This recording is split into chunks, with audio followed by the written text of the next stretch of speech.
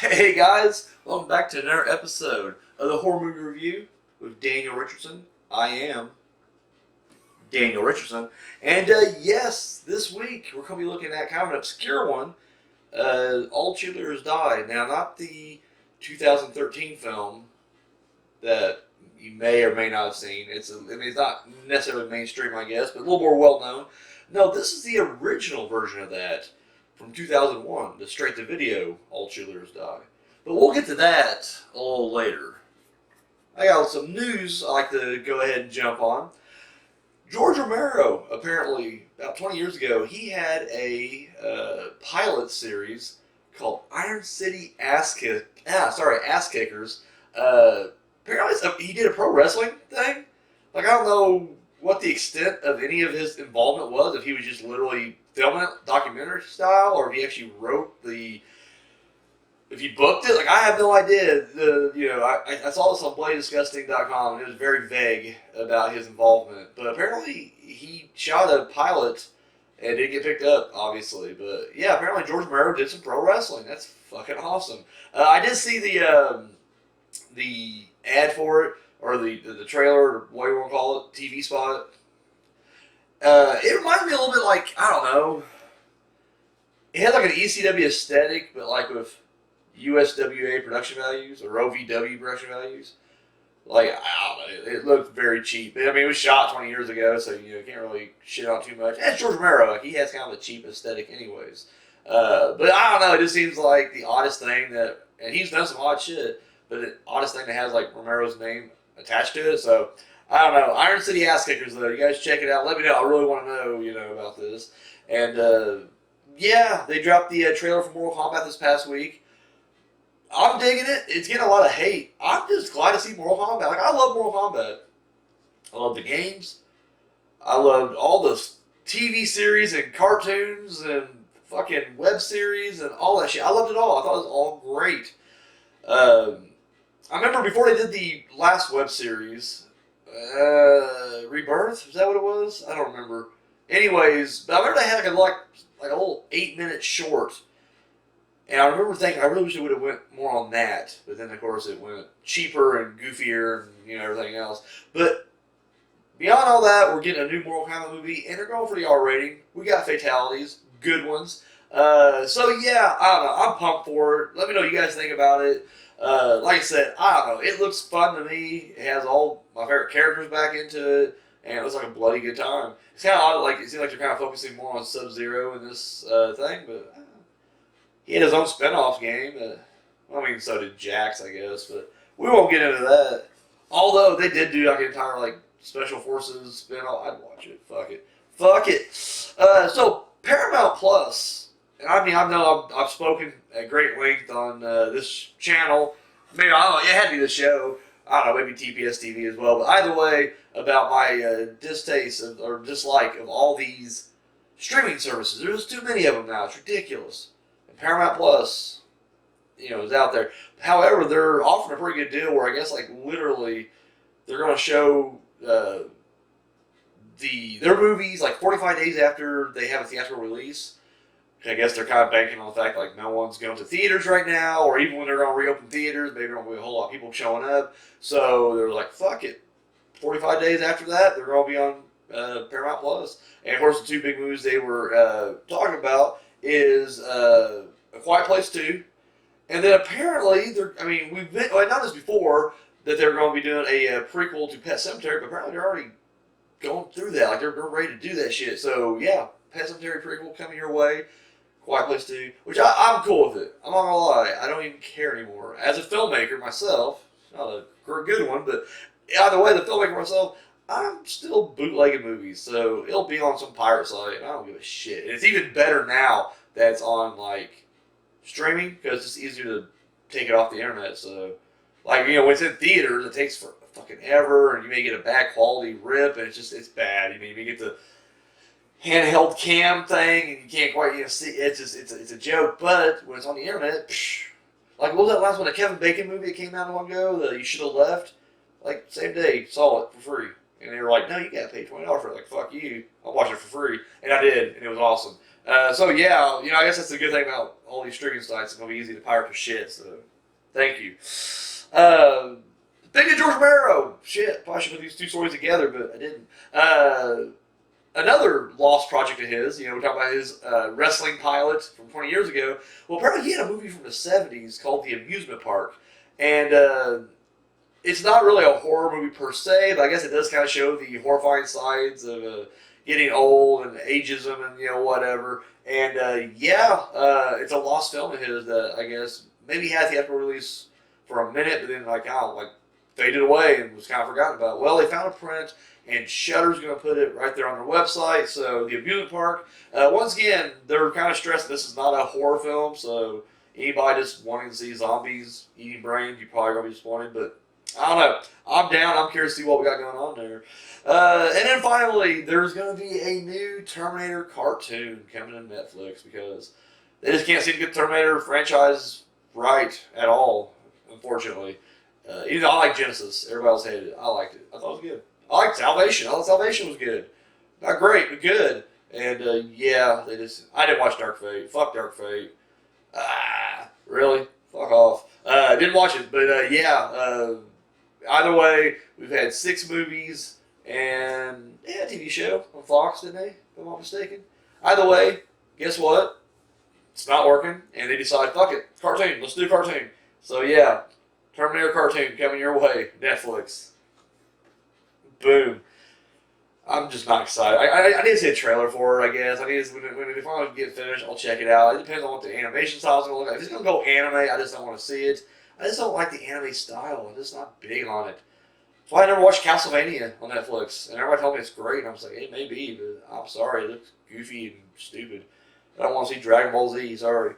Not my thing. So that's all I got for the news. I want to give a shout out to Tyrell Vineyard for literally just saying, hey, great video. And then he just spammed me with links to porn sites, porn dating sites. I just clicked on it and just big titties pop up. I'm like, yep, it's a porn site. 15 minutes later I clicked off and went somewhere else. But either way, hey, people are watching. They're spamming. They're spamming thinking they're going to get extra views, and they're not at all.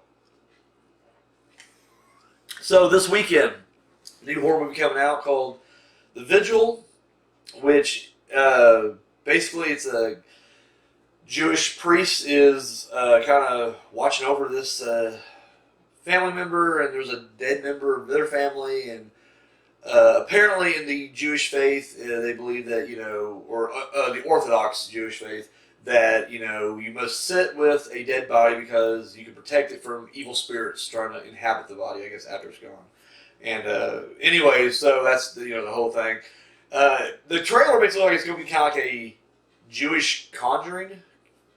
The Conjuring, but like a Jewish version of that.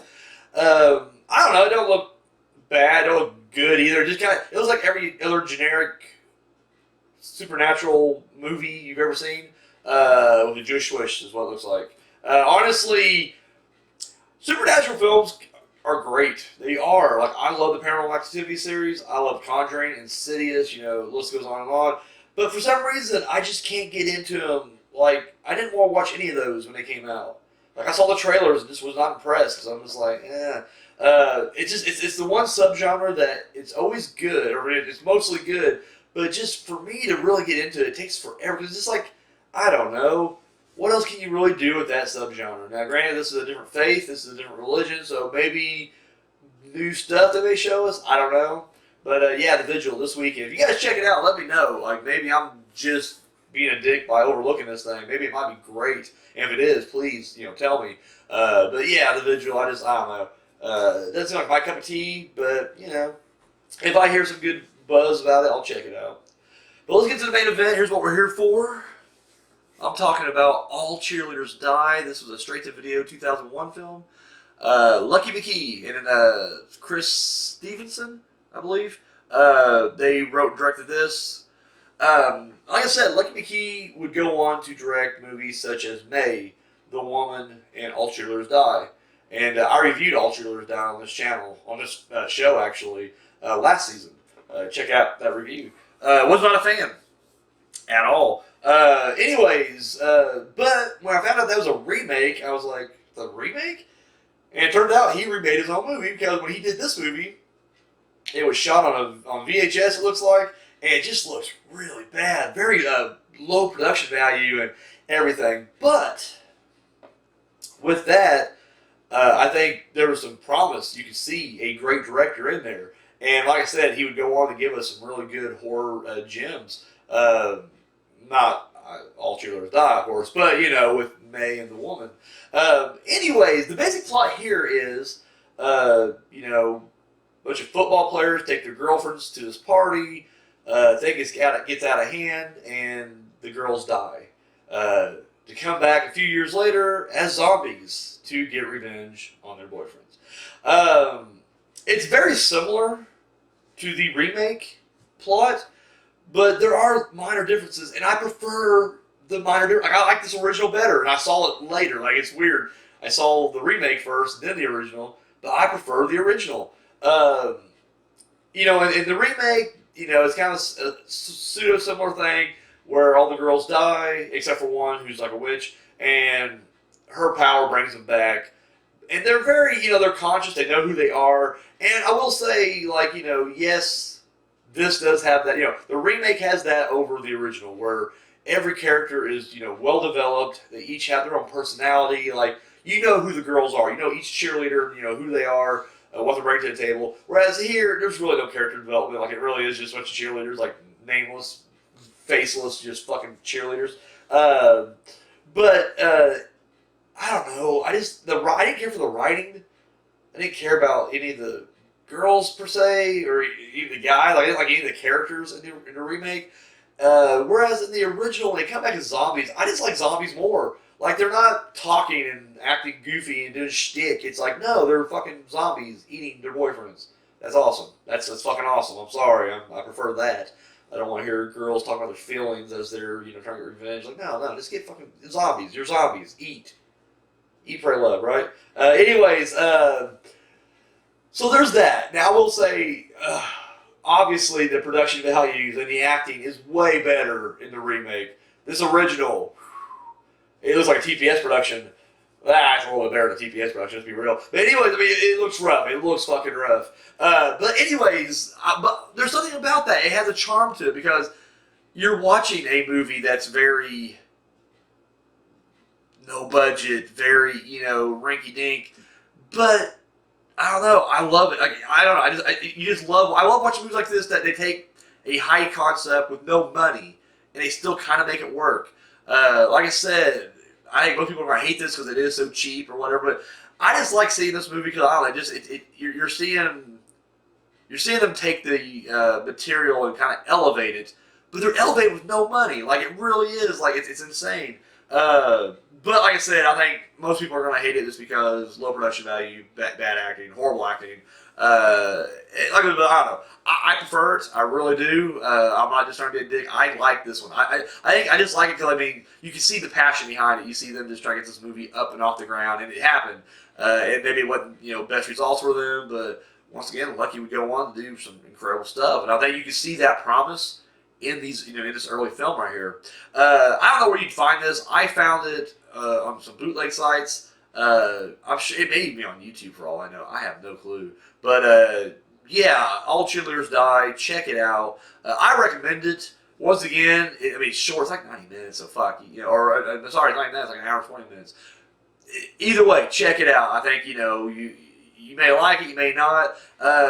If anything else, you just kind of compare it to the remake and then you kind of see where they, what they changed around or whatever. But yeah, overall, I liked it. If you saw it, let me know what you thought in the comment section down below. Guys, that's all I got. Thank you so much for watching, and till next time.